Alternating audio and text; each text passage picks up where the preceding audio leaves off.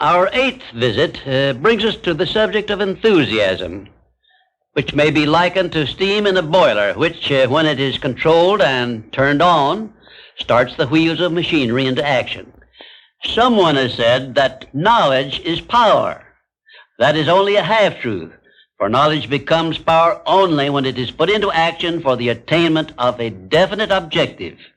Enthusiasm is one of the more powerful means by which we may put into action our education, experience, and knowledge. Spoken words without enthusiasm are often ineffective, and sometimes they can be actually boresome, as you of course know if you have noticed the effect a speaker without enthusiasm has on his listeners.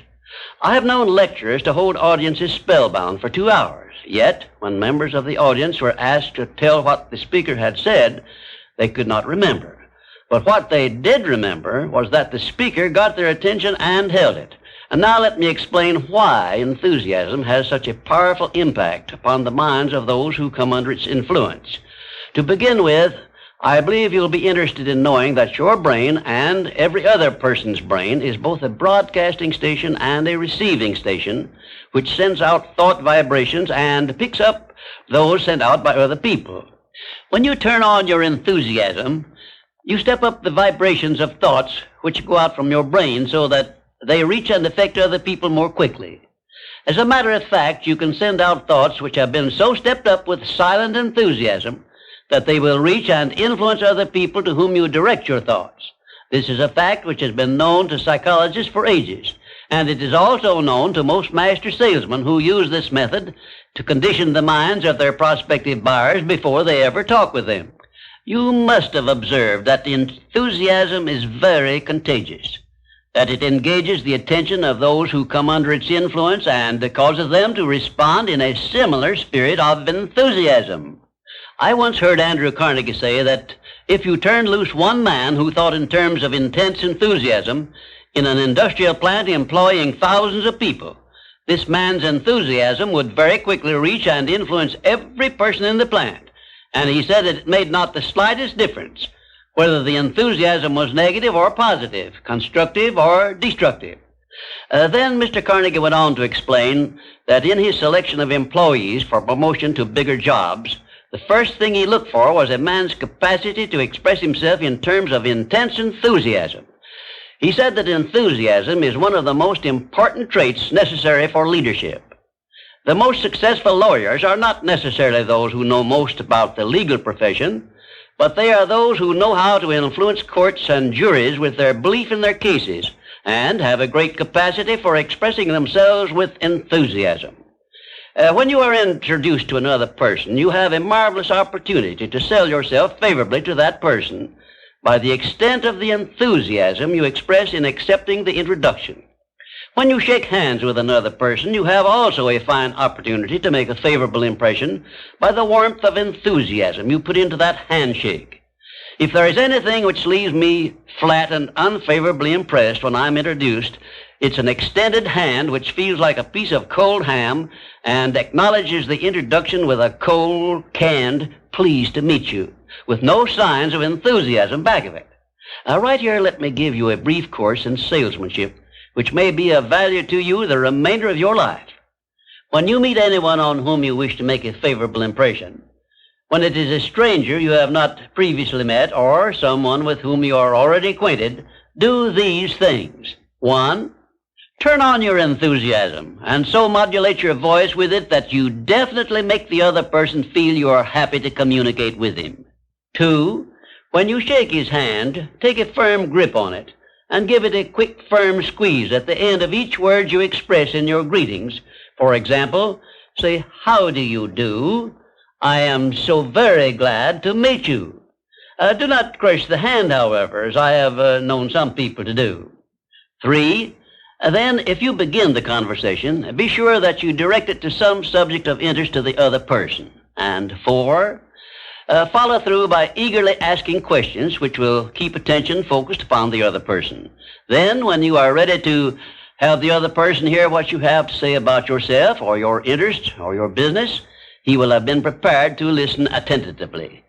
For many years, I taught master salesmanship, and the first important thing I endeavored to teach my students was the importance of 1, speaking with enthusiasm, and 2, selling the prospective buyer himself before trying to sell him anything else. I've often told my students of salesmanship that the best possible way for one to sell himself to others is to first sell the others to themselves. That counsel was sound when I began training salesmen over 30 years ago, and it is still sound. When I was a youngster in school, I discovered that the teachers from whom I learned most were those who expressed the greatest enthusiasm in their teaching. And I have heard an experienced doctor say that the enthusiasm he carries into the sick room with him has more to do with helping to bring about a cure than all the medicine he can prescribe. And now let me give you another interesting sidelight on the effects of enthusiasm. I have noticed that enthusiasm not only influences others who come under its effect, but it also very distinctly influences and benefits those who follow the habit of expressing it in their thoughts and deeds. Enthusiasm is an expression of a positive mental attitude, and it has long been known to doctors that a positive mental attitude stands high on the list of influences which give one sound health.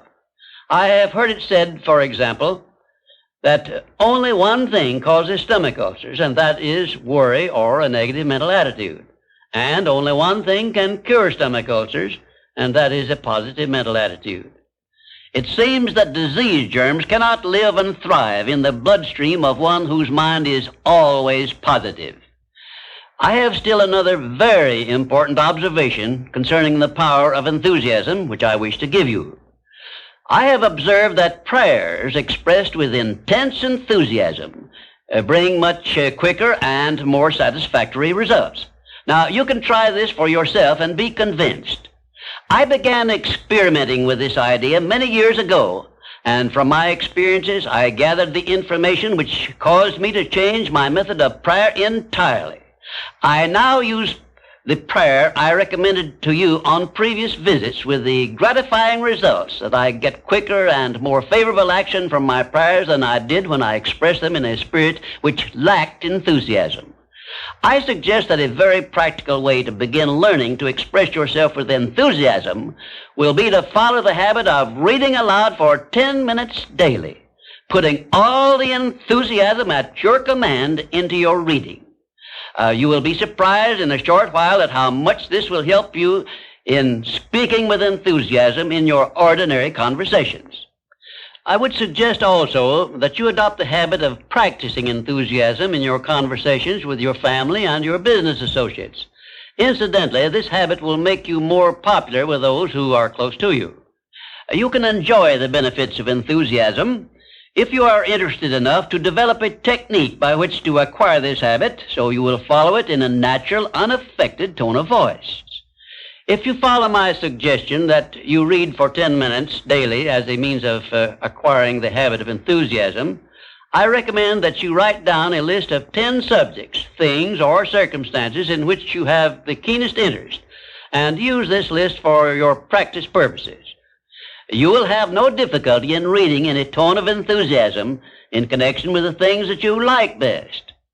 And finally, if you have not already picked up some useful ideas as to how the habit of enthusiasm can be developed, or what causes one to be enthusiastic, let me give you an example which may provide you with an interesting cue. You perhaps remember when you were courting the person of your choice, or being courted, as the case may be, you needed no one to tell you how or why to be enthusiastic. Of course not, because the motive of love or affection took care of this without effort on your part.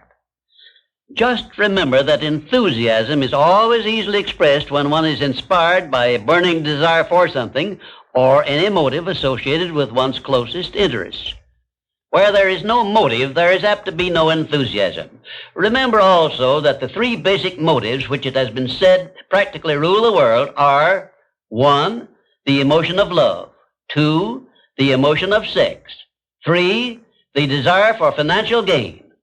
A combination of all three of these motives, it has been claimed, can convert a mediocre person into a genius, and I leave the thought with you for consideration. And now, until our next visit, I ask that you try the habit of moving with enthusiasm in all of your daily work and see how much better you will feel.